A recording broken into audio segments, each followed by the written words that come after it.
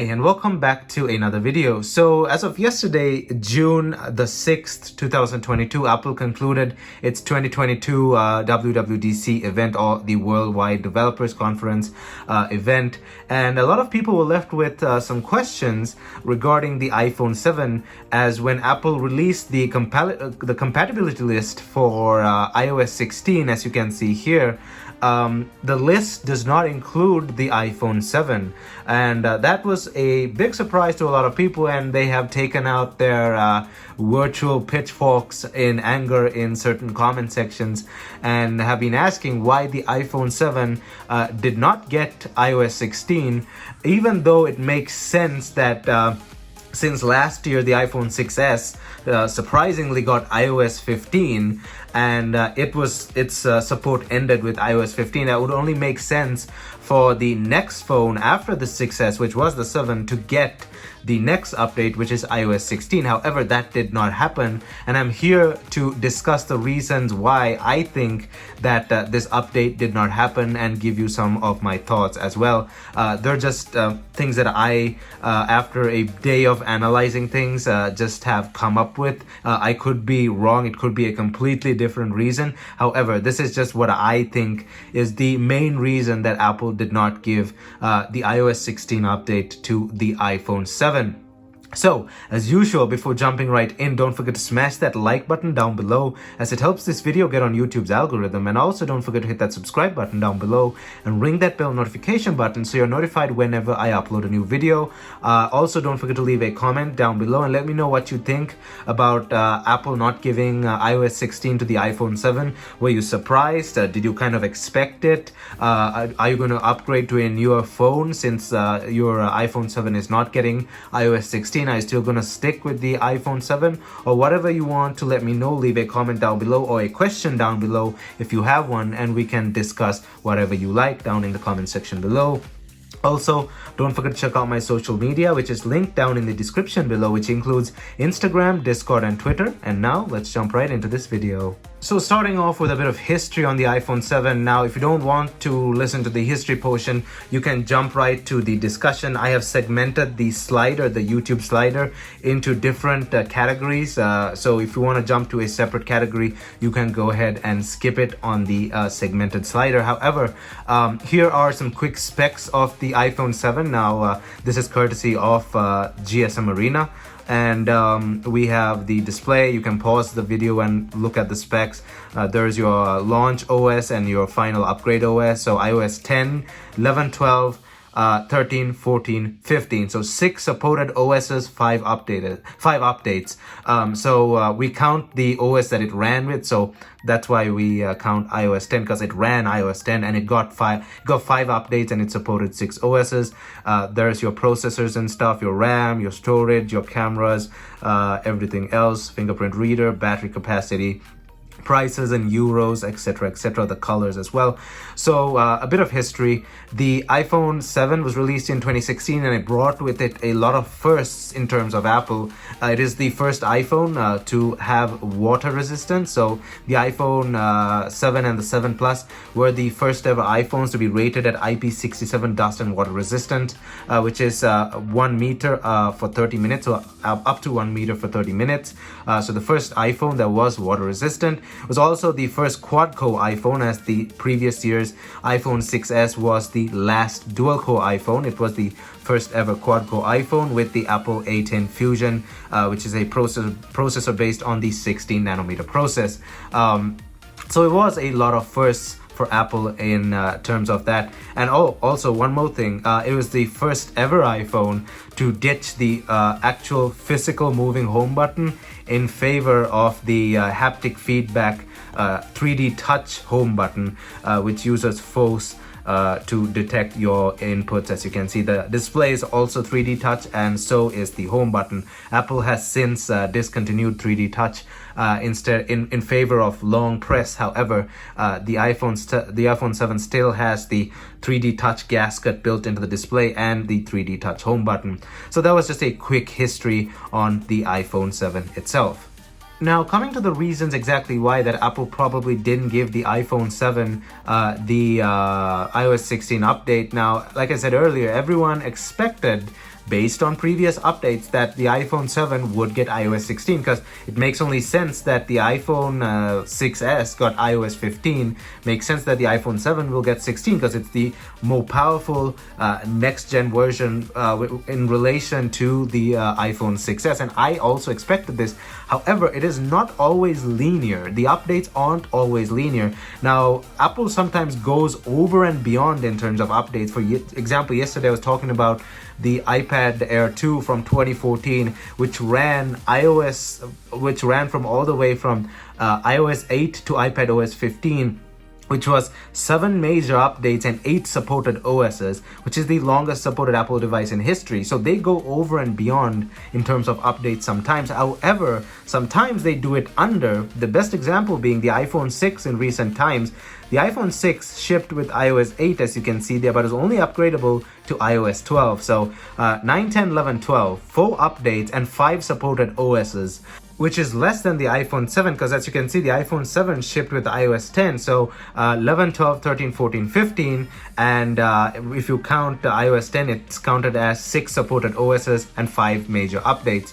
So it is not always linear like we expect. It fluctuates depending on what Apple thinks is right for the updates.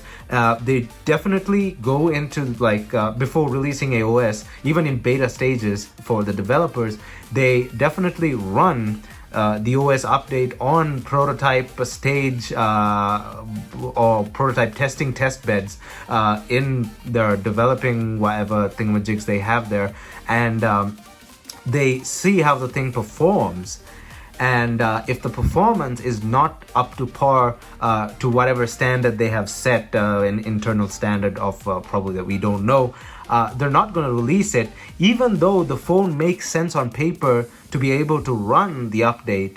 They of course take the features of the OS and the importance of newer devices over the importance of older devices, and cutting down features of the OS for older devices. So they're not going to change iOS 16 in a certain way to run on an older device, and probably even though they change it, it may not make much of a difference for an older device, even though on paper it makes sense. Now let us bring up the iPhone 6s here. So here it is, and here are the processor specs. Now the 7 has an A10 Fusion and the 6S has an A9. There are clearly 2 more cores on the A10 Fusion, 2 more cores. However, that probably didn't make a major difference when they ran tests. I'm pretty sure they ran the stuff on the iPhone 6s as well, and I'm pretty sure the 2 extra cores there, despite being a year older than the iPhone 6s and making more sense to get iOS 16, when they ran their tests, it's highly likely that the performance was not as expected to whatever standards they have set at Apple headquarters or Apple's design division or update division or whatever. So even though stuff on paper looks that it could do something, that doesn't always translate to when things actually are installed and run and stuff. And also, here is another probable reason as to why this was not put into place, and probably why the iPhone 7 was ignored as well, something that a lot of people don't know. So for this explanation, we kind of got to go back to 2012. And you must be thinking, why would you want to go back that far? There's nothing there regarding the iPhone 7. No, there is something there, and a good explanation or a good example. That's the iPhone 5C. The iPhone 5C is, according to a lot of people online and people in general, the worst iPhone ever released. The reasons they give for that is it didn't have a place alongside the iPhone 5. It had a crappy polycarbonate body compared to the iPhone 5, even though it was probably one of the best polycarbonate bodies you'd find on a phone, even by modern standards. Because have you seen budget phones these days? They're made by flimsy plastic. The iPhone 5C had a nice polycarbonate back. People just wanted to hate on it back in the day. So that was one of the other complaints. People unfairly just blamed the iPhone 5C for being the worst iPhone ever released. However, here's something that the iPhone 5C did really well. It worked. The iPhone 5C turned on, functioned very well, just like the iPhone 5. Sure, it did get a bit hot because of the polycarbonate body compared to the metal body on the 5. However, the iPhone 5C worked. It wasn't a flawed phone by design. But guess what is the worst iPhone in terms of flawed design? The iPhone 7. Surprise, surprise, right? A lot of people don't know this. A lot of people don't discuss this. Now, why do I say that? If you Google the problem list of the iPhone 7 as a whole, all the major problems, you'll see this thing is plagued with a plethora of problems. At launch, this had many problems regarding its battery, overheating, and all that stuff. Mine was also plagued with battery issues, overheating issues, and bad battery life. Many of my friends who I know, really good friends, just a few days ago, one was mentioning the crappy battery life on the iPhone 7. Even after the iOS 15 update, which made it a bit better, by the way, they fixed the bad battery life, but still, it persists. The iPhone 7 inherently had some bad design flaws at launch. Here are a few. So like I said, battery failure. Some phones used to shut off at 20%, especially launch models like this one. They used to shut off at 20%. The battery used to degrade really fast and give you the battery warning message within like 3 or 4 months. Mine happened within 3 months of the phone being unboxed brand new and used very carefully for 3 months. It still happened. The battery shut off at 20% and I had to replace it. The battery life was pretty bad before iOS 15. It's still not great.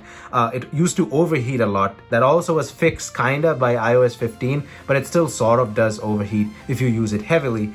Also, even further, the seals on this phone were terrible, as a lot of people said that though the phone was marketed as IP67 water resistant, water got in almost instantly in certain places, and there were watermarks under the display and stuff. Here's a good example of the seals being crap. On my one, it wasn't a major issue on the screen. However, on my one, as you can see, there's dust inside the camera. Now, I cleaned that a couple of, almost a year ago, as I remember, and I took this phone apart.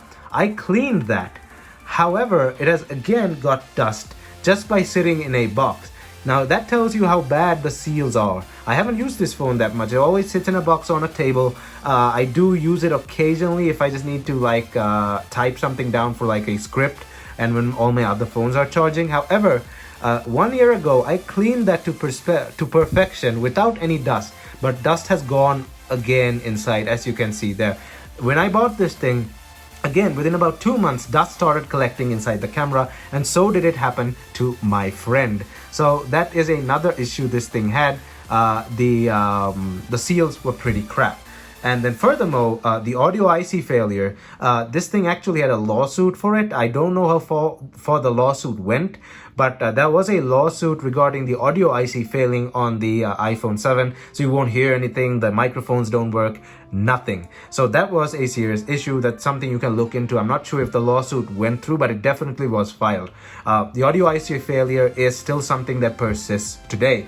Another sort of minor issue was the no service issue. There were some iPhone 7s that had bad service in certain countries, and I think the iOS 15 update also fixed that. And those are just the major issues. There are a lot of smaller, a plethora of smaller issues that you can Google and see that were wrong with the iPhone 7. So why do I mention these issues? It's pretty simple. Apple knows that the iPhone 7 had a bad history, and since it's a bit better on iOS 15 and the complaints have gone down drastically regarding battery performance, heating, and all that stuff, they don't want to take that risk. They don't want to take that risk with updating it to a newer OS and having the complaints come right back up when people say that, oh, the heating is back, the terrible battery is back, and the thing is, the battery's freaking out again. Apple does not want the people to start complaining about this thing again because they're happy with iOS 15. It's not great, but it's good. It's better than it was. The majority of the major issues have gone away. Like I said, the IC issue is still there. There's nothing you can do about it. However, the battery, the no service issues, the battery issues, all of that stuff has been toned down. And the iPhone 7 is performing really nice here on iOS 15. The performance is great. Don't get me wrong. The performance is great. It's fast. It's responsive, etc., etc., and it's perfectly usable also here in 2022. I did a video over here, as you can see, the iPhone 7 on iOS 15. If you already haven't checked that out, you can go ahead and check it out. That video was last year after the update, and I'll definitely do a using the iPhone 7 in 2022 video, as this is still a perfectly usable iPhone, don't get me wrong. So Apple knows that, and they don't want to take that risk. They don't want to release a heavy final update that will cripple this phone most likely. Here is another example of a good or a bad situation with a final update. What is this thing? This is the iPhone 4S. This is my alarm clock. I use it as an alarm clock, so it's no big deal. But you remember, the iPhone 4S on iOS 9 was a disaster.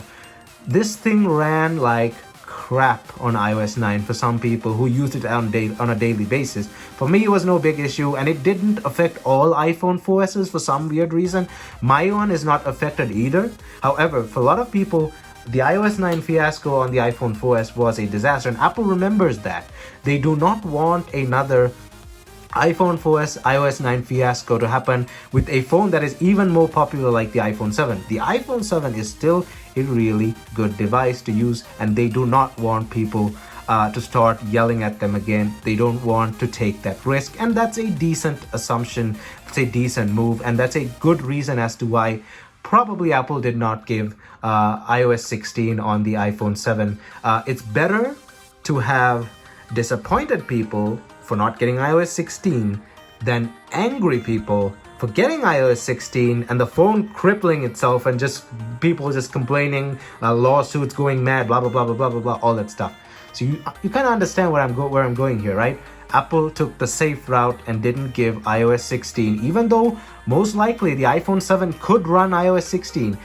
They probably took the safe route after running some tests, and they found out that it wasn't performing as expected. And there are a lot of things that happen later on as well that they don't expect and only users come across. They didn't want to take that risk. So that is probably another major reason as to why Apple did not give the iPhone 7 iOS 16.